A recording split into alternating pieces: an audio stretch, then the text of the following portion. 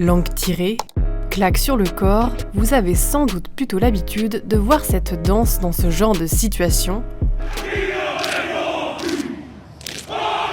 avant le coup d'envoi d'un match de l'équipe de rugby de Nouvelle-Zélande bien sûr. Mais en ce moment, cette danse guerrière se voit partout dans le pays et jusqu'au sein du Parlement. Il faut dire que s'il a été rendu célèbre par les All Blacks, le haka est avant tout une danse traditionnelle très importante dans la culture maori qui signifie fierté, force et unité. Et ces derniers jours, elle est devenue politique. Les Maoris, peuple autochtone de Nouvelle-Zélande, protestent contre un projet de loi remettant en cause le traité de Waitangi, un texte fondateur pour le pays puisqu'il régit depuis 1840 les relations entre la couronne britannique et la population maori.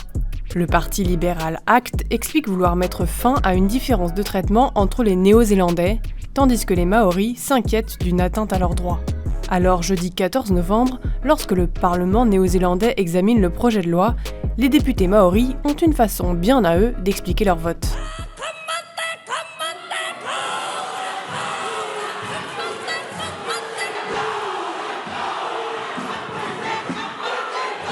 Un haka spectaculaire qui a fait le tour du monde et qui a motivé des milliers de Maoris à rejoindre une marche, ponctuée de haka, traversant le pays pour rejoindre le Parlement à Wellington.